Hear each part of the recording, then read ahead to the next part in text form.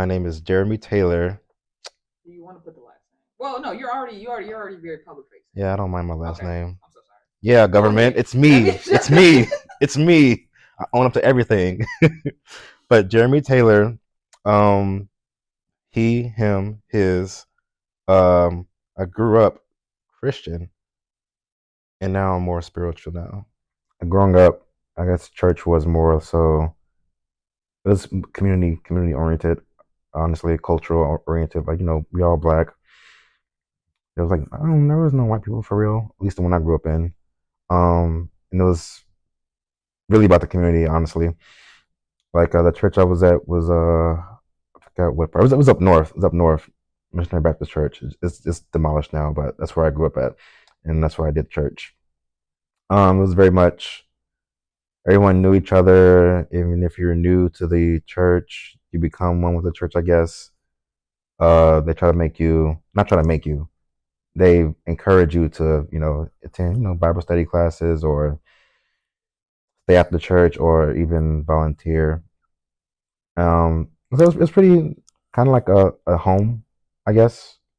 When I was a child, it felt like home because I had no choice really in the matter of leaving and going.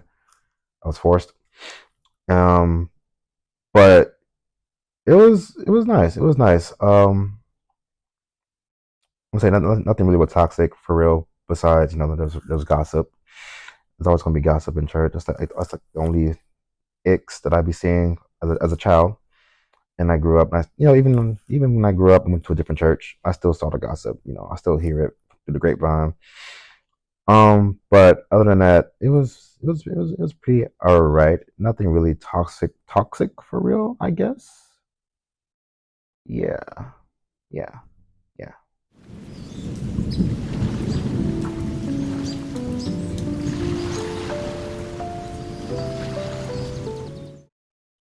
It has their roles. Like the men were low key, the bigger part, the ones that are in charge of certain things, and the women were there to guide, just really to guide the entire process, honestly. And I don't know the names of them. I forgot the names of them. I don't go to church like that, not at all. And then like, there's a pastor is primarily always a male, except there was one time where it was a woman, and the church had like a little issue with that. So that was like, okay, red flag number one. But it's very much the men were always the ones in charge of church. But question: when it came to the women who teach, did women not often teach, or when they taught, was it like some type of like beef in a When congregation? Like, what did that look like? they teach, Or do lessons or sermons, whatever language that people use. oh, there beef. I would say the only beef there was during Bible studies on Wednesdays. Yeah, spicy. But Bible studies on Wednesday because they're always, it's not in the arguments what I've seen as a child and as growing up. It was never really about church. It was more just about personal things. So not religion based at all, or more so wanting to have power over something, a certain aspect of Bible study, or even doing choir rehearsals. There's always beef there. Always gonna be beef from rehearsals. What does that look like for you, especially with you being a musician, seeing that dynamic in church? What did that look like? You see, back then I wasn't really involved in like playing the music. I mean, I did sit down a couple times, and but as a musically inclined little kid, seeing that I was just like, oh, they're arguing. Okay, about what? I didn't understand it at the time though. I didn't understand that at all because I was like, oh, they're arguing. My little kid brain's like, okay, they do this all the time. I'm used to it. But now, growing up, now I'm looking back at it right now, I'm like, oh, they were actually arguing about being late, not learning the music. This should be right. The soprano should be singing this, all that other stuff. And it was more like, it wasn't no bad arguments. It was more just, typical, typical arguments. But in terms of like outside of, choir rehearsals, like in church, like, during sermons, there are some stank faces that I have seen. There are some stank faces. Even as a child, I recognized a stank face. But I didn't really comment on it. It was just more like oh, this is what's going on. Okay.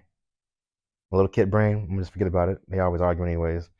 But yeah, that's I think that answers questions.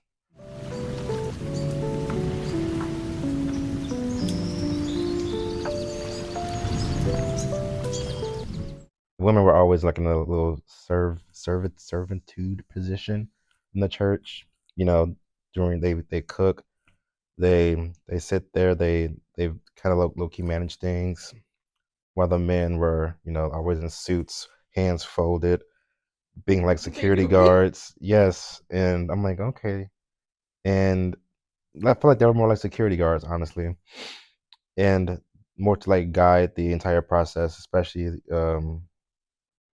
with passing the plate and everything like that. What's it called, giving the money to the church. Um, that's what I thought of. Like, women were as a child, they were like in a servitude position. And the men were just more like a macho security position. And now as I've grown up, I don't know, kind of like not really rework the entire positions, because I don't like that personally. I feel like anybody could be a in a position of security, male or woman, and it's like I get it in church because the Bible. They talk about that man, the head of the household, all that type of stuff. And then now we're in a day and age where women can become head of the household as well as do maintain certain roles as a male can. And so I'm like, yeah, me, you do what you want to do. Honestly, do what you want to do. I don't care as long as you're happy. I'm happy. Um, but yeah, it's more like kind of got fed up with that thought process because it's very small brained to me. That's what I feel like. I call it small brained. It was very narrow minded as well. And so that's why I'm like, yo, do what makes you happy. I don't care what position you want to do. If you can do it, do it. I know you can. Go for it. But yeah, I think that's pretty much how it shaped me to this very day. Yeah. When it comes to the expectations or societal expectations that we have for men and women or even in relationships, when you think about like you existing as a man in this world, when you think about relationships, do you find yourself doing things that are contrary to like what the expectations are growing up, or do you feel like you're more fluid in your expectations? I don't know if that question made I think I understand what you're saying. It's fluid with me. Like I said, a man can pay for a dinner, a woman can pay for a dinner, all that other stuff. Man can take care of a child, a woman can take care of a child. I say do what you want to do. Like I said, it's equal opportunity. We're out here. Go ahead, do what you want if you can do it. I don't care. For me, let's say, I don't know. For me, like my dad told me, be a man. You gotta pay for, the woman's meals. You can't have no girlfriend without no money. And I'm like, oh, okay. And growing up, I'm like, can I curse? No. sense. Mm-hmm. Oh, yeah, fuck that.